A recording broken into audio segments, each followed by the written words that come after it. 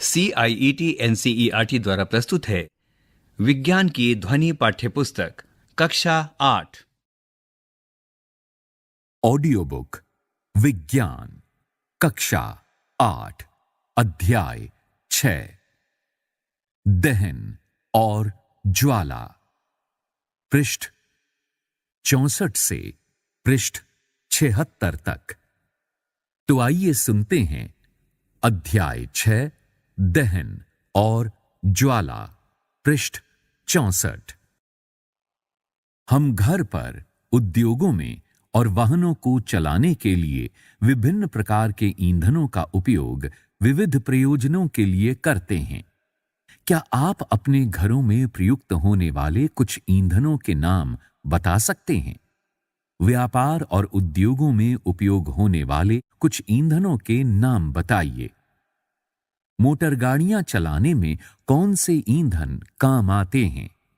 आपकी सूची में सम्मिलित ईंधन होंगे गोबर, लकड़ी, कोयला, काष्ठ कोयला, पेट्रोल, डीजल, संपीड़ित प्राकृतिक गैस, CNG आदि। आप मोमबत्ती के जलने से परिचित हैं। मोमबत्ती के जलने और कोयले जैसे ईंधन के जलने में क्या अंतर है?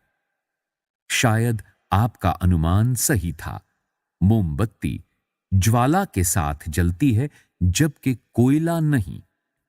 इसी प्रकार आप अनेक ऐसे पदार्थ पाएंगे जो बिना ज्वाला के जलते हैं। आइए जलने के रासायनिक प्रक्रम और इस प्रक्रम में उत्पन्न ज्वाला के प्ररूपों का अध्ययन करें। 6.1 दहन क्या है? कक्षा 7 में मैग्नीशियम दहन के क्रियाकलाप का स्मरण कीजिए। हमने देखा था कि मैग्नीशियम जलकर मैग्नीशियम ऑक्साइड बनाता है और ऊष्मा तथा प्रकाश उत्पन्न करता है। चित्र 6.1 इसी प्रकार का क्रियाकलाप हम एक काष्ठ कोयले का टुकड़ा लेकर कर सकते हैं। काष्ठ कोयले के टुकड़े को संडासी से पकड़िए और एक मोमबत्ती अथवा बुनसेन बर्नर की ज्वाला के निकट लाइए। आप क्या देखते हैं? हम पाते हैं कि काष्ठ कोयला वायु में जलता है। हम जानते हैं कि काष्ठ कोयला वायु में जलकर कार्बन डाइऑक्साइड, ऊष्मा और प्रकाश देता है। इस पृष्ठ पर ऊपर चित्र 6.1 दिखाया गया है। इसमें मैग्नीशियम का दहन होते हुए दिखाया गया है। रासायनिक प्रक्रम जिसमें पदार्थ ऑक्सीजन से अभिक्रिया कर ऊष्मा देता है, दहन कहलाता है। जिस पदार्थ का दहन होता है वो दाह्य कहलाता है। इसे ईंधन भी कहते हैं। ईंधन ठोस, द्रव या गैस हो सकता है। कभी-कभी दहन के समय ज्वाला के रूप में अथवा एक लौ के रूप में प्रकाश भी उत्पन्न होता है। अभी बताई गई अभिक्रियाओं में मैग्नीशियम और काष्ठ कोयला दाह्य पदार्थ हैं। बूझो ने कहा, हमें बताया गया था कि भोजन हमारे शरीर के लिए एक ईंधन है। पृष्ठ 65 पहेली ने कहा, ठीक ही तो है। हमारे शरीर में भोजन ऑक्सीजन से अभिक्रिया कर अपघटित होता है और ऊष्मा उत्पन्न होती है। यह हमने कक्षा 7 में सीखा था। क्रियाकलाप 6.1 स्ट्रॉ, माचिस की तीलियां, मिट्टी का तेल, कागज, लोहे की कीलें, पत्थर के टुकड़े, शीशा आदि कुछ पदार्थ इकट्ठे करिए। अपने शिक्षक की देखरेख में इन पदार्थों को एक-एक कर जलाइए। यदि पदार्थ जलता है तो इसे दाह्य दिखाइए, अन्यथा उसे अदाह्य दिखाइए। सारणी 6.1 दाह्य और अदाह्य पदार्थ। इस सारणी में 3 मुख्य शीर्षक हैं: पदार्थ, दाह्य, अदाह्य। पदार्थ के नीचे नाम लिखे गए हैं। लकड़ी, कागज, लोहे की कीलें, मिट्टी का तेल, पत्थर का टुकड़ा, स्ट्रॉ, काष्ठ कोयला, माचिस की तीलियां, कांच। इनके सामने खाली कोष्ठ दिए गए हैं। क्या आप कुछ और पदार्थों के नाम बता सकते हैं जो दाह्य हैं? आप इन्हें सारणी 6.1 में जोड़ सकते हैं। आइए उन परिस्थितियों का पता लगाएं जिनमें दहन होता है। क्रियाकलाप 6.2। सावधानी। जलती मोमबत्ती को पकड़ते समय सावधानी रखिए। एक जलती मोमबत्ती को मेज के ऊपर रखिए। कांच की चिमनी को मोमबत्ती के ऊपर लकड़ी के 2 गुटकों की सहायता से इस प्रकार रखिए कि वायु का चिमनी में प्रवेश होता रहे। चित्र 6.2। दहन के लिए वायु आवश्यक है। इसे प्रदर्शित करने हेतु प्रयोग। ए, बी और सी। चित्र 6.2 ए। देखिए, ज्वाला को क्या होता है। अब लकड़ी के गुटके हटाकर चिमनी को मेज पर टिका दीजिए। चित्र 6.2 बी। पुनः ज्वाला को देखिए। अंत में एक कांच की प्लेट चिमनी के ऊपर रख दीजिए। चित्र 6.2 सी। ज्वाला को पुनः देखिए। तीनों स्थितियों में क्या होता है? क्या ज्वाला कंपन करती हुई बुझ जाती है? क्या ये कंपन करती है और धुआं देती है? क्या ये अप्रभावित जलती रहती है?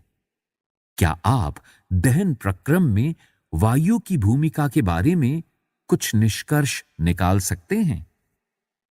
हम पाते हैं कि दहन के लिए वायु आवश्यक है।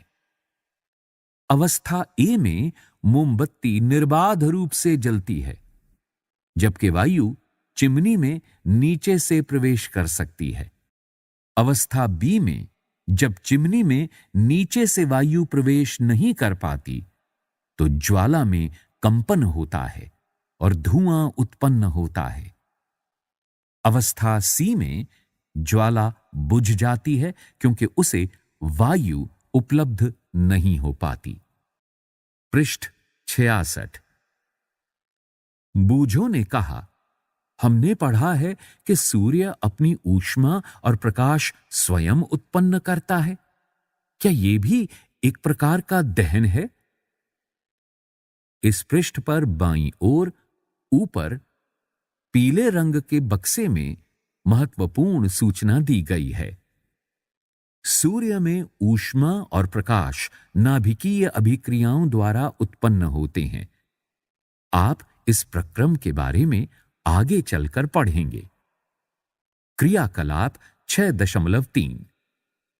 एक लकड़ी या लकड़ी के कोयले का जलता हुआ टुकड़ा लोहे की प्लेट या तवे पर रखिए। इसे एक कांच के जार अथवा पारदर्शक प्लास्टिक जार से ढक दीजिए। देखिए क्या होता है। क्या कुछ समय के बाद लकड़ी का कोयला जलना बंद हो जाता है? क्या आप सोच सकते हैं कि यह जलना बंद क्यों हो जाता है? आपने सुना होगा कि जब किसी व्यक्ति के वस्त्र आग पकड़ लेते हैं तो आग बुझाने के लिए व्यक्ति को कंबल से ढक देते हैं। चित्र 6.3। क्या आप बता सकते हैं कि ऐसा क्यों करते हैं? इस पृष्ठ पर चित्र 6.3 दिखाया गया है। इस चित्र में कंबल में लिपटा एक व्यक्ति दिखाया गया है जिसके वस्त्रों ने आग पकड़ ली थी। अब अपने कुछ अनुभवों को स्मरण कीजिए। क्या एक माचिस की तीली अपने आप जल उठती है? ये किस प्रकार जलाई जाती है? आपको कागज के टुकड़े को जलाने का अनुभव अवश्य होगा। जब जलती हुई माचिस की तीली इसके पास लाते हैं तो क्या ये जल उठता है? क्या आप लकड़ी के एक टुकड़े को जलती माचिस की तीली उसके पास लाकर जला सकते हैं? लकड़ी या कोयले को जलाने के लिए आपको कागज अथवा मिट्टी के तेल का उपयोग क्यों करना पड़ता है? क्या आपने जंगल में लगने वाली आग के बारे में सुना है? इस पृष्ठ पर सबसे नीचे चित्र 6.4 प्रदर्शित किया गया है। ये जंगल की आग का चित्र है। गर्मियों के मौसम में बहुत अधिक गर्मी पड़ने पर कुछ स्थानों पर सूखी घास आग पकड़ लेती है। घास से आग पेड़ों में फैलती है और जल्द ही पूरा जंगल आग की चपेट में आ जाता है। चित्र 6.4। इस प्रकार की आग को बुझाना बहुत कठिन होता है। पृष्ठ 67। क्या ये अनुभव आपको बताते हैं कि विभिन्न पदार्थ विभिन्न ताप पर आग पकड़ते हैं? वो न्यूनतम ताप जिस पर कोई पदार्थ जलने लगता है उसका ज्वलन ताप कहलाता है। क्या अब आप बता सकते हैं कि कमरे के ताप पर माचिस की तीली अपने आप आग क्यों नहीं पकड़ लेती? माचिस की तीली माचिस की डिबिया के बगल में रगड़ने पर क्यों जल जाती है? इस पृष्ठ पर बाईं ओर बीच में पीले रंग के कोष्ठ में माचिस का रोचक इतिहास बताया गया है। माचिस का इतिहास बहुत पुराना है। 5000 से अधिक वर्ष पूर्व प्राचीन मिस्र में गंधक में डुबोए गए चीड़ की लकड़ी के छोटे टुकड़े माचिस की तरह उपयोग किए जाते थे। आधुनिक निरापद माचिस का विकास लगभग 200 वर्ष पूर्व हुआ था। एंटीमनी ट्राइसल्फाइड, पोटेशियम क्लोरेट और श्वेत फास्फोरस का मिश्रण कुछ गोंद और स्टार्च के साथ मिलाकर उचित लकड़ी से बनी माचिस की तीली के सिरे पर लगाया जाता था। जब इसे किसी खुरदरी सतह से रगड़ा जाता था तो घर्षण की ऊष्मा के कारण श्वेत फास्फोरस प्रज्वलित हो उठता था। इससे माचिस की तीली का दहन प्रारंभ हो जाता था। परंतु श्वेत फास्फोरस माचिस उद्योग में काम करने वालों और माचिस का उपयोग करने वालों दोनों के लिए खतरनाक सिद्ध हुआ। आजकल निरापद माचिस के सिरे पर केवल एंटीमनी ट्राइसल्फाइड और पोटेशियम क्लोरेट लगा रहता है। रगड़ने वाली सतह पर चूर्णित कांच और थोड़ा सा लाल फास्फोरस लगाते हैं जो कम खतरनाक होता है। जब माचिस की तीली को खुरदरी सतह पर रगड़ा जाता है तो कुछ लाल फास्फोरस श्वेत फास्फोरस में परिवर्तित हो जाता है। ये तुरंत माचिस की तीली के सिरे पर लगे पोटेशियम क्लोरेट से अभिक्रिया कर पर्याप्त ऊष्मा उत्पन्न कर देता है, जिससे एंटीमनी ट्राइसल्फाइड का दहन प्रारंभ हो जाता है। हमने पाया कि दाह्य पदार्थ तब तक आग नहीं पकड़ सकता या जल नहीं सकता जब तक उसका ताप उसके ज्वलन ताप से कम रहता है। क्या आपने कभी भोजन पकाने वाले तेल को आग पकड़ते देखा है? जब तलने वाला बर्तन लंबे समय तक जलते हुए स्टोव पर रखा रहता है, कमरे के ताप पर मिट्टी का तेल और लकड़ी अपने आप आग नहीं पकड़ते, परंतु यदि मिट्टी के तेल को थोड़ा गर्म कर दें तो वो आग पकड़ लेता है। क्या इसका ज्वलन ताप लकड़ी के ज्वलन ताप से कम है? क्या इसका अर्थ है कि मिट्टी के तेल के रखने में हमें विशेष सावधानी बरतनी होगी?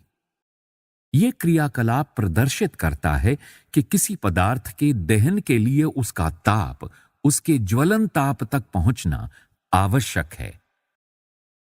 क्रियाकलाप 6.4 सावधानी। जलती हुई मोमबत्ती से सावधानी से काम लीजिए। कागज के 2 कप तैयार करिए। इनमें से एक कप में 50 ml जल डालिए। दोनों कपों को अलग अलग मोमबत्ती द्वारा गर्म करिए। आप क्या देखते हैं? चित्र 6.5। इस चित्र में कागज के कप में जल गर्म करना दिखाया गया है। इस चित्र में बाईं ओर रखी जलती हुई एक मोमबत्ती के ऊपर कागज का एक कप रखा गया है जिसमें आधा जल भरा हुआ है। इस चित्र में दाईं ओर रखी गई जलती हुई एक मोमबत्ती के ऊपर कागज का एक कप जो खाली है रखा हुआ है। कागज के खाली कप का क्या होता है? जल युक्त कागज के कप का क्या होता है?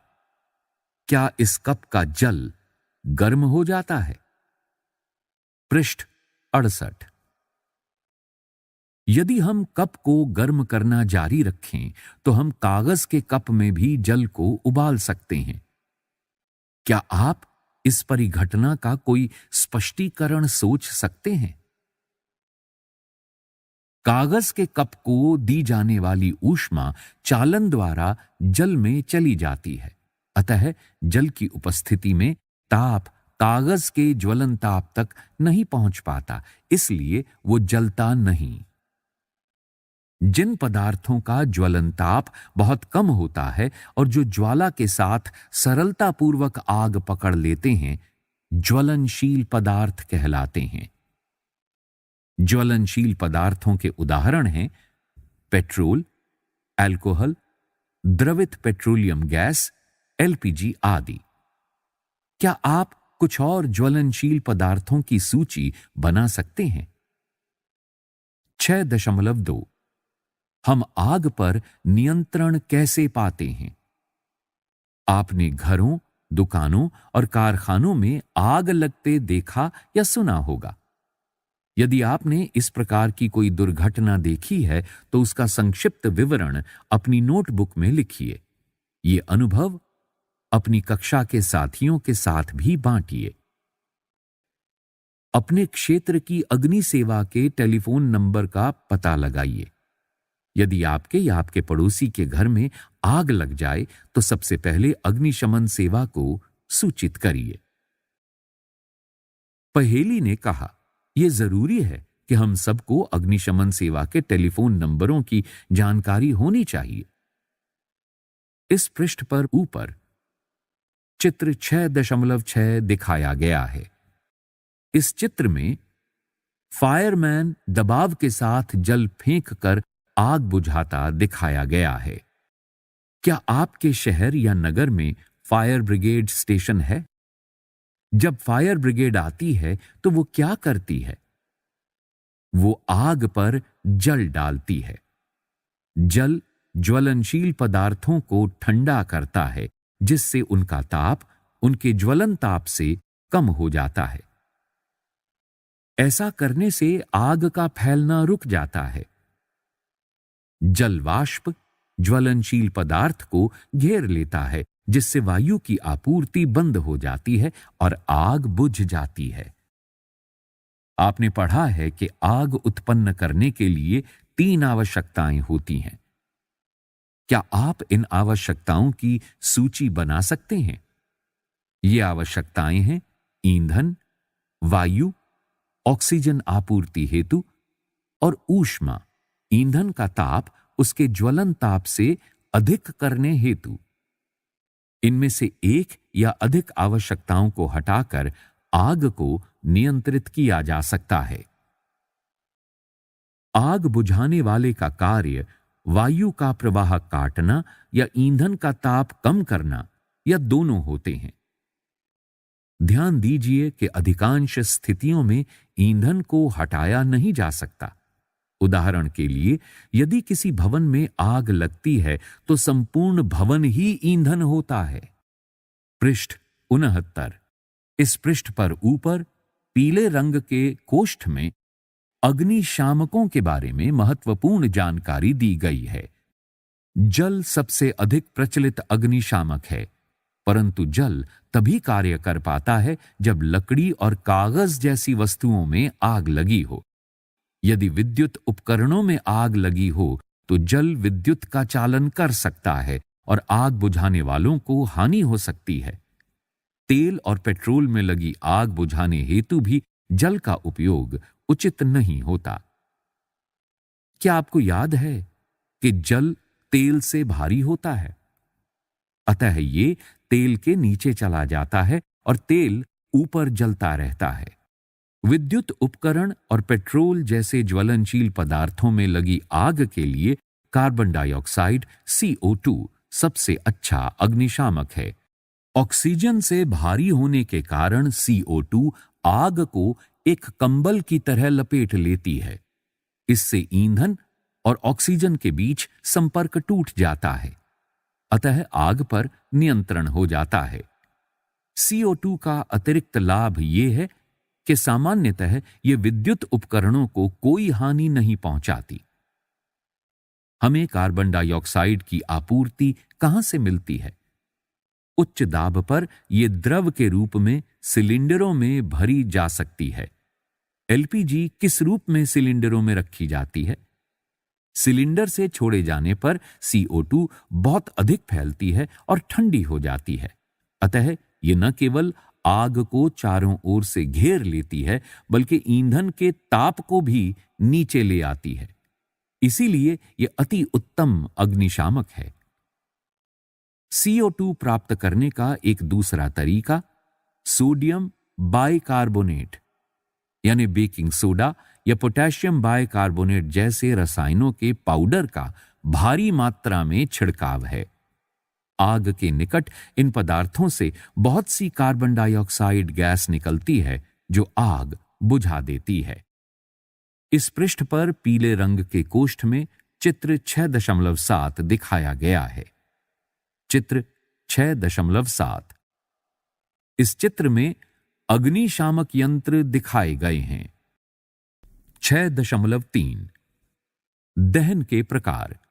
एक जलती हुई माचिस की तीली अथवा गैस लाइटर को रसोई में गैस स्टोव के निकट लाइए।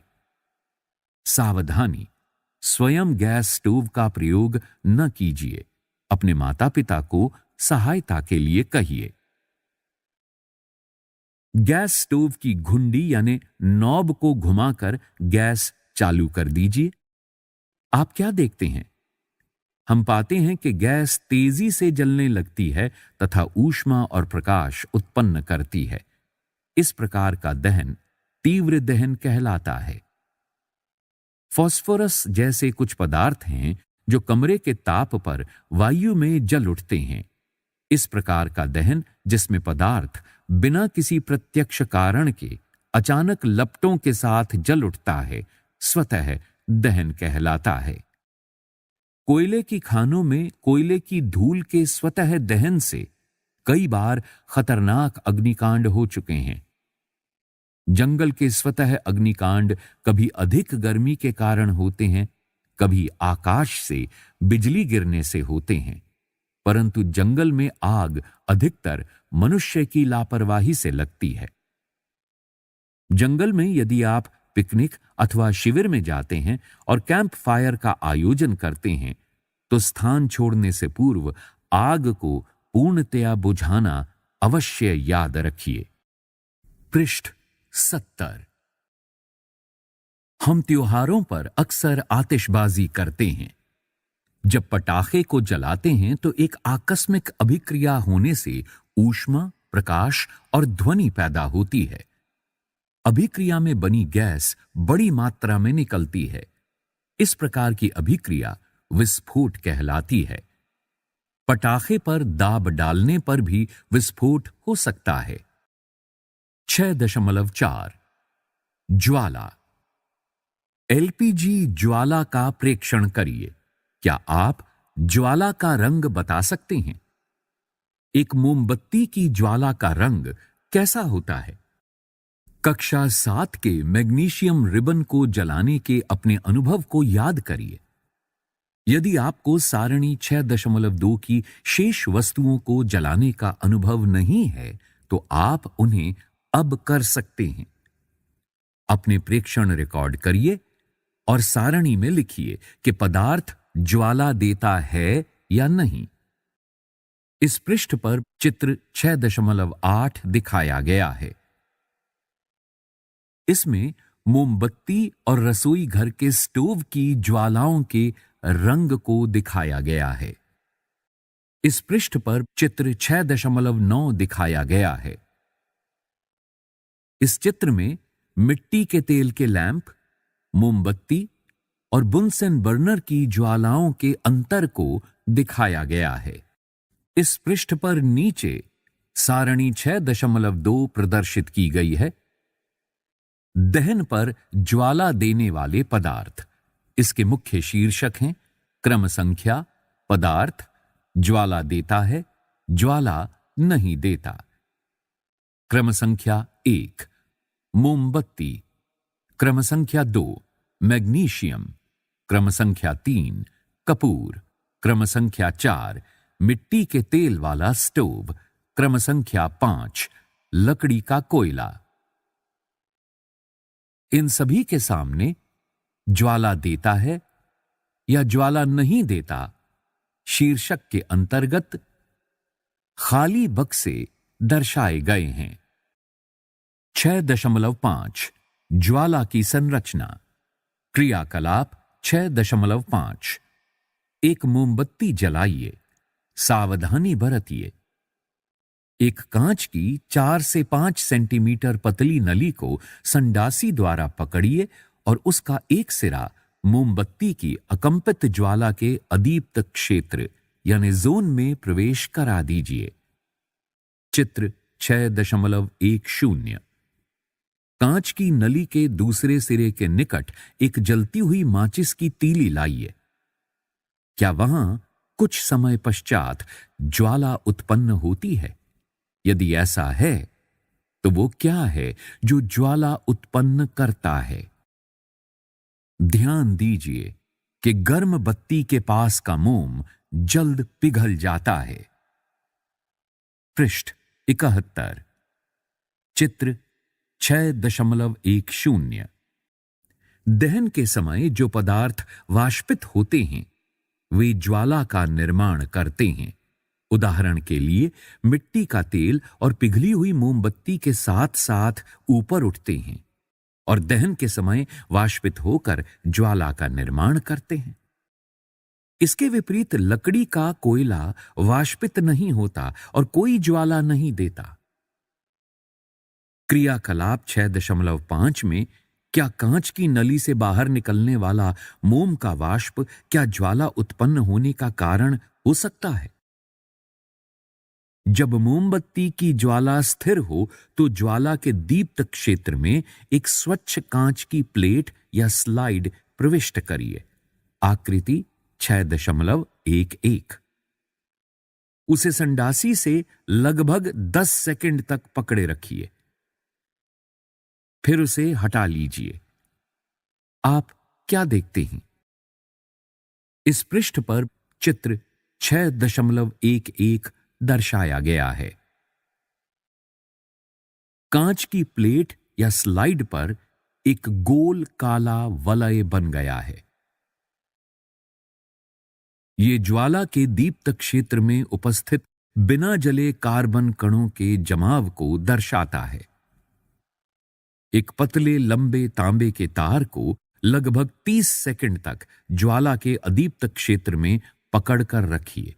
आकृति 6.12 इस पृष्ठ के बीच में चित्र 6.12 दिखाया गया है। ध्यान दीजिए कि तार का भाग जो ज्वाला के कुछ ही बाहर है रक्त तप्त हो जाता है। क्या यह दर्शाता है कि ज्वाला के अदीप्त क्षेत्र का ताप बहुत अधिक है? वास्तव में ज्वाला का यह भाग सबसे अधिक गर्म होता है। चित्र 6.13 इस चित्र में मोमबत्ती की ज्वाला के विभिन्न क्षेत्रों को दिखाया गया है। ध्यान से देखिए। सबसे गर्म भाग, कम गर्म, सबसे कम गर्म। पूर्ण दहन का बाह्य क्षेत्र नीला, आंशिक दहन वाला मध्य भाग पीला।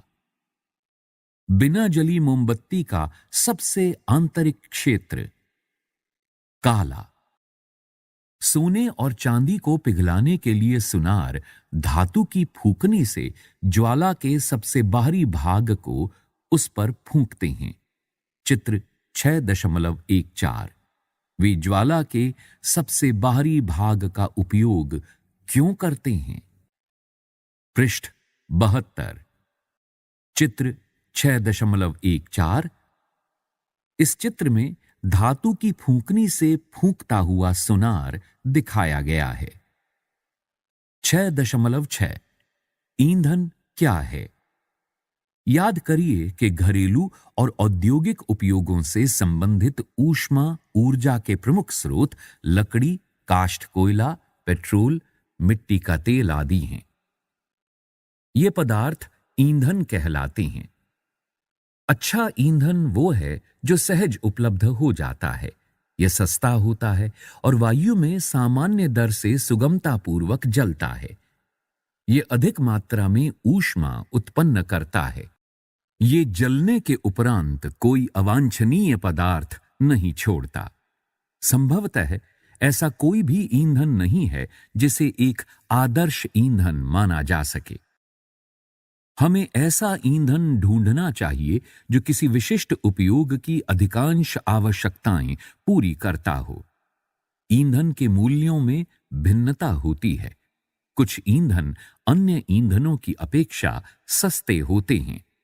जिन ईंधनों से आप परिचित हैं, उनकी सूची बनाइए। सारणी 6.3 की भांति इन्हें ठोस, द्रव और गैसीय ईंधनों में वर्गीकृत करिए। 6.7 ईंधन दक्षता। यदि आपसे कहा जाए कि गोबर के उपले, कोयला और एलपीजी को जलाकर पानी की एक निश्चित मात्रा को उबालें, तो आप कौन से ईंधन को चुनेंगे? इसका कारण बताइए। आप अपने माता पिता की मदद ले सकते हैं। क्या ये ईंधन बराबर मात्रा में ऊष्मा उत्पन्न करते हैं? किसी ईंधन के 1 किलोग्राम के पूर्ण दहन से प्राप्त ऊष्मा ऊर्जा की मात्रा उसका ऊष्मीय मान कहलाती है।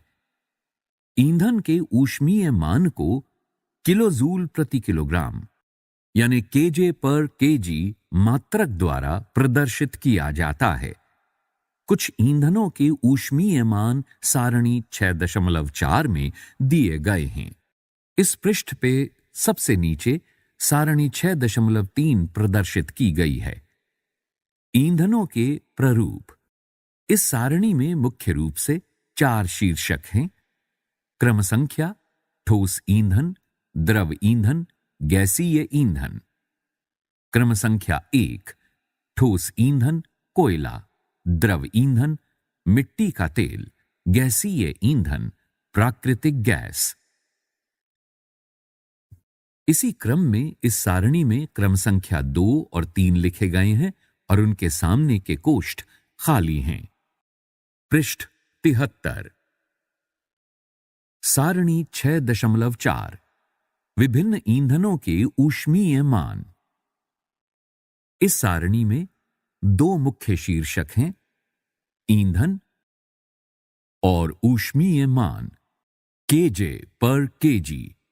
ईंधन गोबर के उपले, ऊष्मीय मान केजे पर केजी 6000 से 8000। लकड़ी 17000 से 22000। कोयला 25000 से 33000। पेट्रोल 45000। मिट्टी का तेल 45000। डीजल 45000 केजे पर केजी। मीथेन 50000। सीएनजी 50000। एलपीजी 55000। जैव गैस 35000 से 40000। हाइड्रोजन 1,50,000। ईंधन के दहन से हानिकारक उत्पाद प्राप्त होते हैं। ईंधन का बढ़ता हुआ उपभोग पर्यावरण पर हानिकारक प्रभाव डालता है। 1. लकड़ी, कोयले और पेट्रोल जैसे कार्बन ईंधन बिना जले कार्बन कण छोड़ते हैं। ये सूक्ष्म कण खतरनाक प्रदूषक होते हैं जो दमा जैसे श्वास रोग उत्पन्न करते हैं। इस पृष्ठ पर बाईं ओर नीचे पीले रंग के बक्से में महत्वपूर्ण सूचना दी गई है। सदियों से लकड़ी का उपयोग घरेलू तथा औद्योगिक ईंधन के रूप में हो रहा था, परंतु अब इसका स्थान कोयले और एलपीजी जैसे ईंधनों ने ले लिया है। अभी भी हमारे देश के बहुत से ग्रामीण क्षेत्रों में ईंधन के रूप में लकड़ी का उपयोग हो रहा है, क्योंकि ये आसानी से उपलब्ध और सस्ती है। परंतु लकड़ी को जलाने से बड़ी मात्रा में धुआं उत्पन्न होता है जो मनुष्यों के लिए हानिकारक है और श्वसन कष्ट उत्पन्न करता है। साथ ही वृक्ष हमें बहुत सी उपयोगी वस्तुएं उपलब्ध कराते हैं जो ईंधन के रूप में लकड़ी का उपयोग करने पर हमें प्राप्त नहीं हो पाती। इसके अतिरिक्त वृक्षों की कटाई वनोन्मूलन का कारण बनती है जो पर्यावरण के लिए हानिप्रद है, जैसा कि आपने कक्षा 7 में पढ़ा है। 2. इन ईंधनों का अपूर्ण दहन कार्बन मोनोऑक्साइड गैस देता है। ये अत्यंत विषैली गैस है। बंद कमरे में कोयला जलाना खतरनाक होता है। उत्पन्न कार्बन मोनोऑक्साइड गैस से कमरे में सो रहे व्यक्तियों की मृत्यु भी हो सकती है।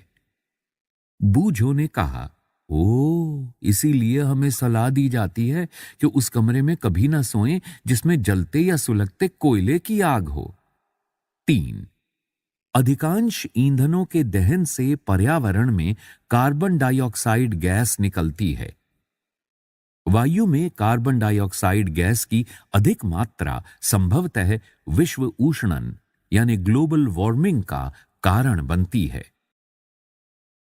इस पृष्ठ पर बीच में पीले रंग के बक्से में विश्व ऊष्णन के संबंध में महत्वपूर्ण जानकारी दी गई है। पृथ्वी के वातावरण के तापमान में वृद्धि विश्व ऊष्णन कहलाती है।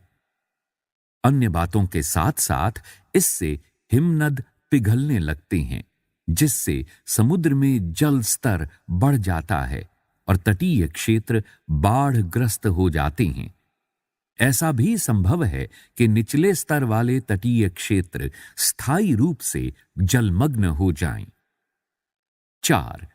कोयले और डीजल के दहन से सल्फर डाइऑक्साइड गैस निकलती है। ये अत्यंत दम घोंटू और संक्षारक गैस है। इसके अतिरिक्त पेट्रोल इंजन नाइट्रोजन के गैसीय ऑक्साइड छोड़ते हैं। सल्फर और नाइट्रोजन के ऑक्साइड वर्षा जल में घुल जाते हैं तथा अम्ल बनाते हैं।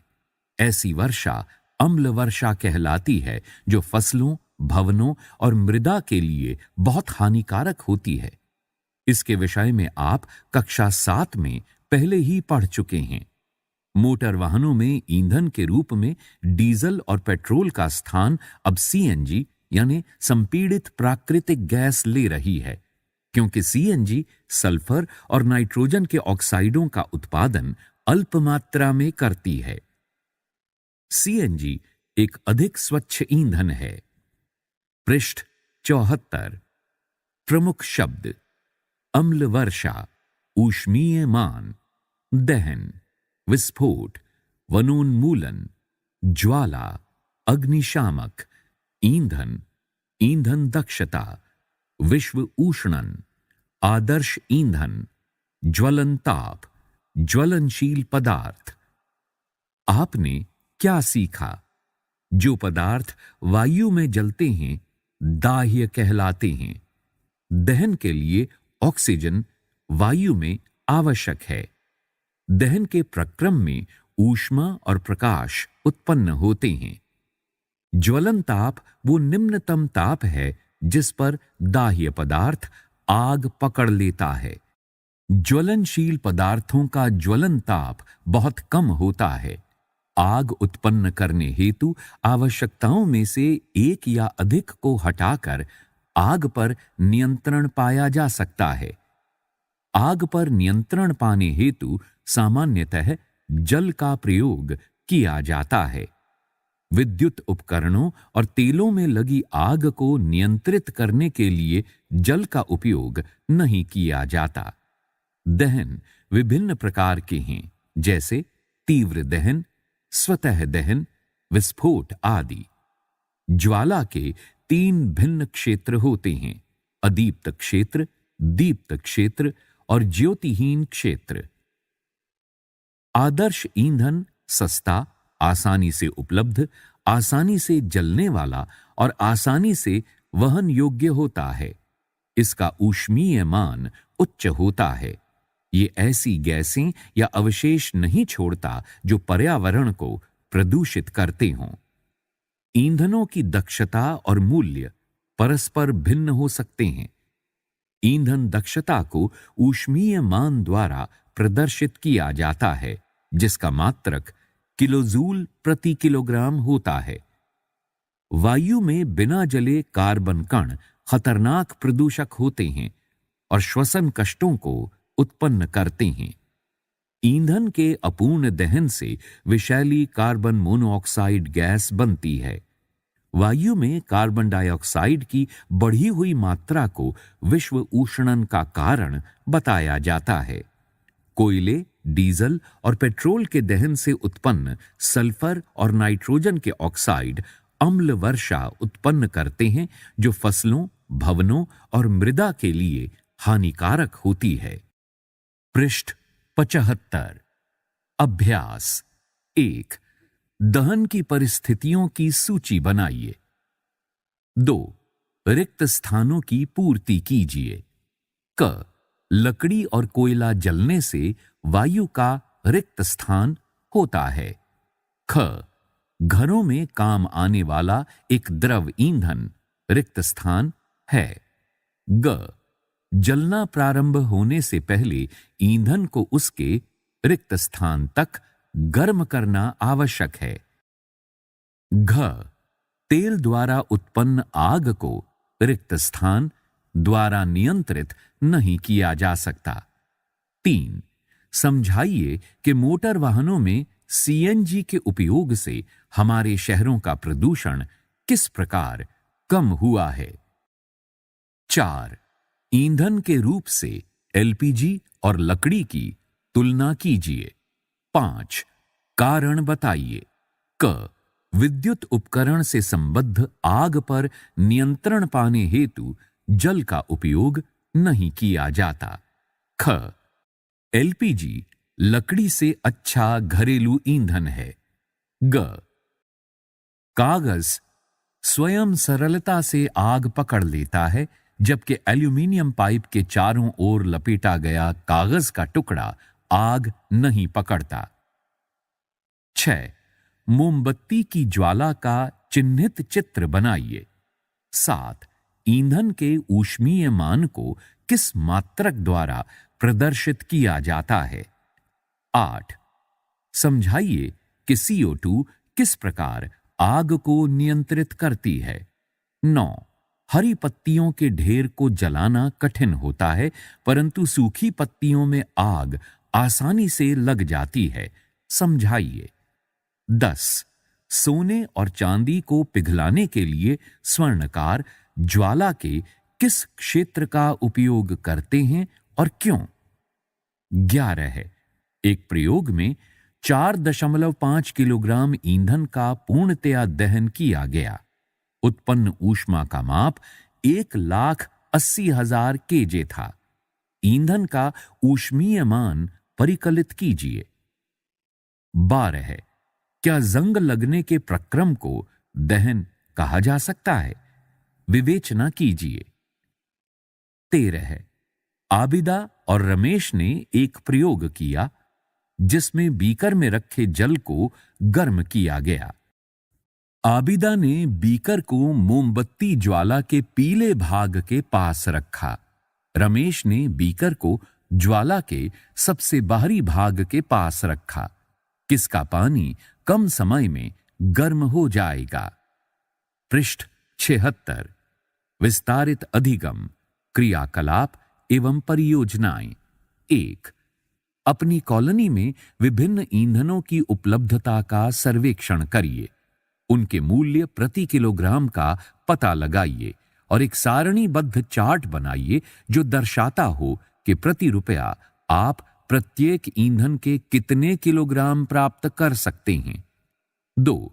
अपने विद्यालय, निकटवर्ती दुकानों और कारखानों में उपलब्ध अग्निशामक यंत्रों की संख्या, प्रकार और स्थितियों का पता लगाइए। इन स्थानों में आग से निपटने की तैयारी संबंधित एक संक्षिप्त रिपोर्ट लिखिए। 3. अपने क्षेत्र के 100 घरों का सर्वेक्षण करिए। ईंधन के रूप में एलपीजी, मिट्टी का तेल, लकड़ी और गोबर के उपले उपयोग में लाने वाले घरों का प्रतिशत ज्ञात करिए। 4. उन लोगों से बातचीत करिए जो घरों में एलपीजी का उपयोग करते हैं। पता लगाइए कि वे एलपीजी इस्तेमाल करने में क्या सावधानियां बरतते हैं। 5. अग्निशामक यंत्र का एक मॉडल बनाइए। बेकिंग सोडे से भरी एक छोटी प्याली की तली पर एक छोटी मोमबत्ती, एक कुछ लंबी मोमबत्ती रखिए। दोनों मोमबत्तियां जला दीजिए। अब बेकिंग सोडे से भरी प्लेट में सिरका डालिए। ध्यान रखिए कि मोमबत्तियों पर सिरका नहीं गिरे। झाग उत्पन्न करने वाली अभिक्रिया को देखिए। मोमबत्तियों को क्या होता है, क्यों, किस क्रम में। चित्र 6.15। इस चित्र में एक प्याली की तली पर 2 जलती हुई मोमबत्तियां दिखाई गई हैं और उनके चारों ओर बेकिंग सोडा और सिरका डाला गया है। अधिक जानकारी के लिए इन वेबसाइटों को देखिए: www.newton.dasci/ASCI/CHEM03/CHEM03767.htm http://en.wikipedia.org/wiki/combustion। इसी के साथ 18 अध्यायों की इस पुस्तक का अध्याय 6 यहां समाप्त हुआ। वाचक बाब